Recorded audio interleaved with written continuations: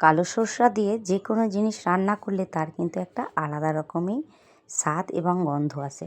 তো আজকে আমি শিলপাটায় একটু বেটে নিলাম কালো সরিষা, এবং এই কালো সরিষাটা আবার শাশুড়িমা বলেন যে একটু ছেঁকে নেবে উপরের যে খোসাটা, তাহলে বেরিয়ে যাবে। তো আমিও ছেঁকে রেখে দিলাম। আর এদিকে দেখতেই পাচ্ছ দুটো জামির নিয়েছি, জামিরটা ছাড়াচ্ছি।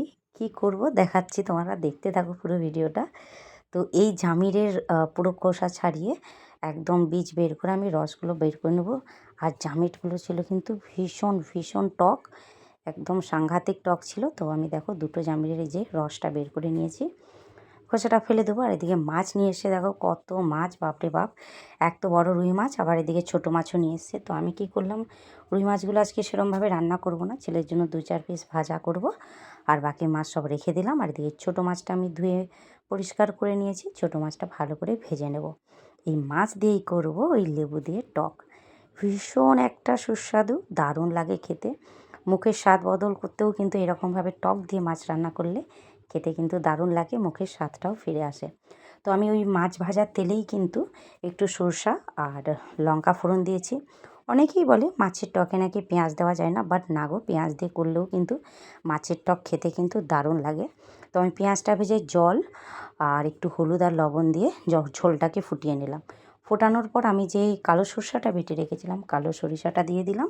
উপর থেকে দিয়ে দিলাম বেশ কিছুটা আর কি ছেঁড়া কাঁচা লঙ্কা। এরপর মাছগুলো দিয়ে ফুটিয়ে নেব। এরপর নামানোর কিছুক্ষণ আগে তোমরা লেবুর রসটা দিয়ে দেবো।